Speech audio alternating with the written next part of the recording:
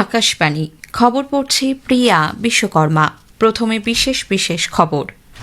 3 দেশ সফরের দ্বিতীয় পর্যায়ে রাষ্ট্রপতি দ্রৌপদী মুর্মু উত্তর ম্যাসেডোনিয়ায় পৌঁছেছেন। তিনি আজ সেখানকার রাষ্ট্রপতি এবং প্রধানমন্ত্রীর সঙ্গে বৈঠকে অংশ নেবেন।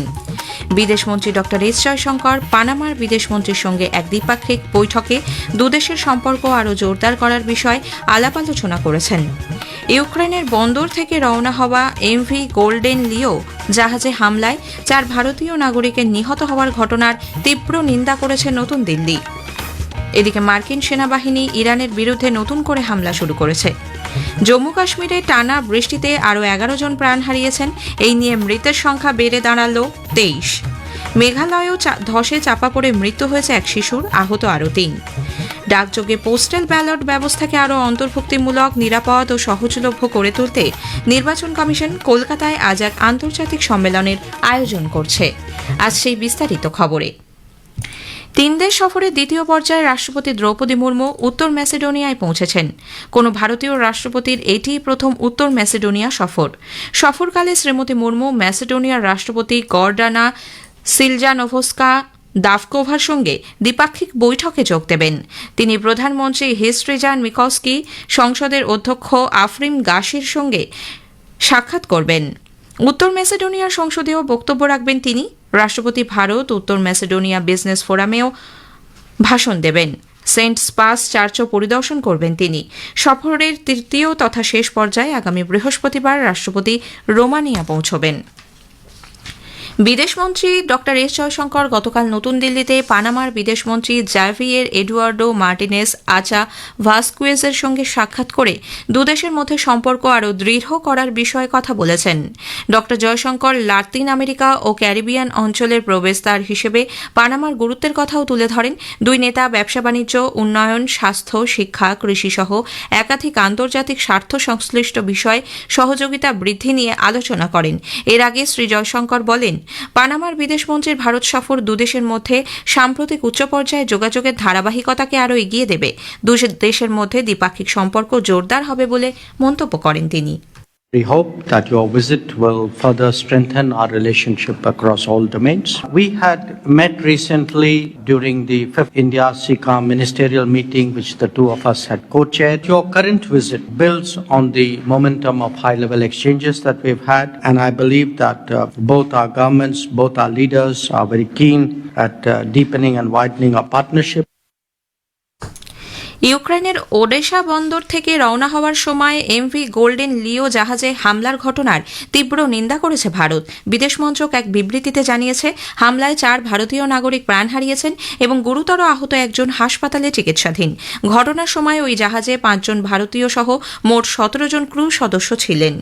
বাণিজ্যিক জাহাজে হামলা চালানো, নিরীহ নাগরিকদের জীবন বিপন্ন করা কিংবা নৌ চলাচল ও বাণিজ্যে বাধা সৃষ্টি করা অত্যন্ত নিন্দনীয় বলে মন্ত্রক জানিয়েছে। পাশাপাশি বিদেশ মন্ত্রক বলেছে, ইউক্রেনে অবস্থিত ভারতীয় মিশন যথাযথভাবে পরিস্থিতি পর্যবেক্ষণ করছে এবং ক্ষতিগ্রস্তদের সম্ভাব্য সব ধরনের সহায়তার সর্বাত্মক প্রচেষ্টা চালাচ্ছে। ভারত সরকার নিহত ভারতীয় নাগরিকদের পরিবারের প্রতি গভীর সমবেদনা জানিয়ে আহতদের দ্রুত আরোগ্য কামনা করেছে। মার্কিন সেনাবাহিনী ইরানের বিরুদ্ধে নতুন করে হামলা শুরু করেছে। মার্কিন কেন্দ্রীয় কমান্ড সেন্টকমের পক্ষ থেকে সামাজিক মাধ্যমে এক বার্তায় বলা হয়েছে, হরমুজ প্রণালীতে বাণিজ্যিক জাহাজের উপর হামলা চালানোর জন্য ইরানের সামরিক তৎপরতা প্রতিহত করার উদ্দেশ্যেই নতুন করে এই আক্রমণ। এর আগে Islamic Revolutionary Guard Corps IRGC জানায় যে তাদের নৌবাহিনী মার্কিন হামলার পাল্টা জবাবে বাহরিন ও কুয়েতে 3 রাউন্ড ক্ষেপণাস্ত্র ও ড্রোন হামলা চালায়। আইআরজিসির পক্ষ থেকে আরও জানানো হয়েছে, প্রাথমিকভাবে তারা বাহরিনে আল শাখির বিমান ঘাঁটিতে আক্রমণ চালিয়ে মার্কিন যুক্তরাষ্ট্রে ব্যবহৃত ড্রোন রক্ষণাবেক্ষণ ও রিপেয়ার হ্যাঙ্গার ধ্বংস করে দিয়েছে। দ্বিতীয় পর্যায়ে তারা বাহরিনের সলমন বন্দরে মার্কিন টাস্কফোর্সের 59টি জলযান লক্ষ্য করে হামলা চালায়, সবকটি ক্ষতিগ্রস্ত হয়েছে। এছাড়া কুয়েতে আরিফজান ক্যাম্পে মার্কিন নৌবাহিনীর বিশেষ কমান্ডোদের ওপর বিমান হামলা চালানো হয়, ব্যাপক ক্ষয়ক্ষতির আশঙ্কা করা হচ্ছে। অন্যদিকে বাহরিনের বিদেশ মন্ত্রক ইরানের পরপর আক্রমণের ঘটনার তীব্র নিন্দা করেছে। গুরুত্বপূর্ণ অসামরিক পরিকাঠামো লক্ষ্য করে এই হামলার ঘটনায় যেভাবে সাধারণ নাগরিকদের প্রাণ হারাতে হয়েছে তাতেও শোক ব্যক্ত করা হয়েছে মন্ত্রকের পক্ষ থেকে। কুয়েতের পক্ষ থেকে অভিযোগ করা হয়েছে তাদের অসামরিক যোগাযোগ ব্যবস্থা ব্যাহত করার জন্য ইরান ড্রোন হামলা চালায়, কিন্তু কোনো ক্ষয়ক্ষতি হয়নি। আফগানিস্তানের পূর্বাঞ্চলের নুরিস্তান প্রদেশে ভারী বৃষ্টির জেরে হরপাবানে অন্তত 20 জনের মৃত্যু হয়েছে, আহত 80 জন। 100-র বেশি মানুষ নিখোঁজ রয়েছেন। আফগানিস্তানের জাতীয় বিপর্যয় ব্যবস্থাপনা কর্তৃপক্ষের মুখপাত্র ইউসুফ হাম্মাদ সামাজিক মাধ্যমে জানিয়েছেন, বন্যায় ওই প্রদেশের গুরুতর ক্ষতি হয়েছে, উদ্ধার অভিযান চলছে। খবর শুনছেন আকাশবাণী থেকে। জম্মু কাশ্মীরে গত কয়েকদিনের টানা বৃষ্টিতে সাধারণ জনজীবন ব্যাহত। বৃষ্টিজনিত বিভিন্ন ঘটনায় এক মহিলা ও তার 2 শিশুসহ 11 জন প্রাণ হারিয়েছেন। ফলে গত 3 দিনে মৃতের সংখ্যা বেড়ে 23-এ দাঁড়ালো। বন্যা দুর্গত রাজৌরি ও পুঞ্চ জেলায় অবিরাম ভারী বৃষ্টির কারণে উদ্ধার ও ত্রাণ কাজ ব্যাহত হচ্ছে। এখনও অন্তত 7 জন নিখোঁজ রয়েছেন। কেন্দ্রশাসিত অঞ্চলটির বেশ কয়েকটি জেলায় ভারী বৃষ্টি, আকস্মিক বন্যা ও ভূমিধসের পরিস্থিতির পর্যালোচনা করেছেন উপরাজ্যপাল মনোজ সিনহা। ঝুঁকিপূর্ণ এলাকাগুলিতে এনডিআরএফ এবং এসডিআরএফ, জম্মু কাশ্মীর পুলিশ ও সেনাবাহিনী সহ জরুরি পরিষেবা দলগুলিকে মোতায়েন করা হয়েছে। শোক সন্তপ্ত পরিবারগুলিকে তাৎক্ষণিক সহায়তা প্রদানের লক্ষ্যে রাজৌরি ও পুঞ্চ, এই 2 সীমান্তবর্তী জেলায় বৃষ্টিজনিত ঘটনায় নিহত প্রত্যেকের নিকট আত্মীয়কে 6 লক্ষ টাকা করে এককালীন আর্থিক সহায়তা দেওয়ার কথা জানিয়েছেন মুখ্যমন্ত্রী ওমর আবদুল্লা।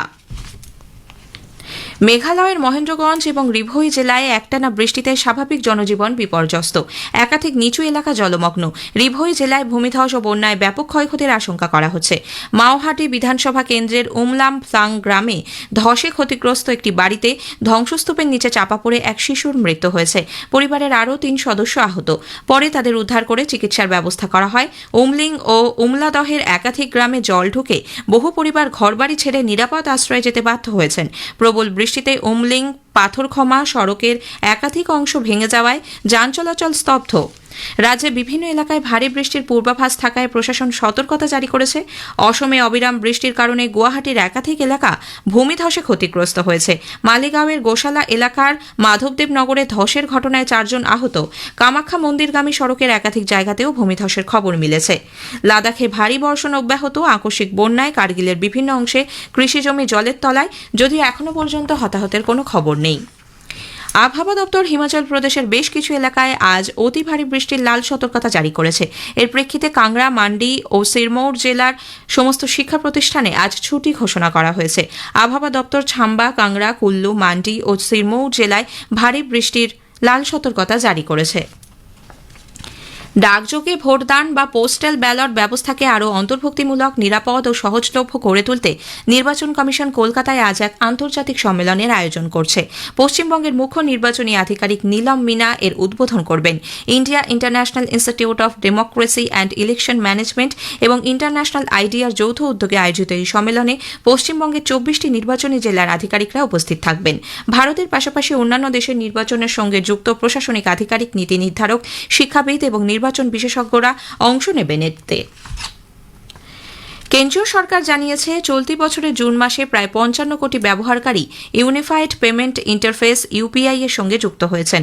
লোকসভায় গতকাল প্রশ্নোত্তর পর্বে অর্থ প্রতিমন্ত্রী পঙ্কজ চৌধুরী জানান, 2025-26 অর্থবর্ষে ইউপিআই এর মাধ্যমে লেনদেনের পরিমাণ বেড়ে হয়েছে 24,162 কোটি।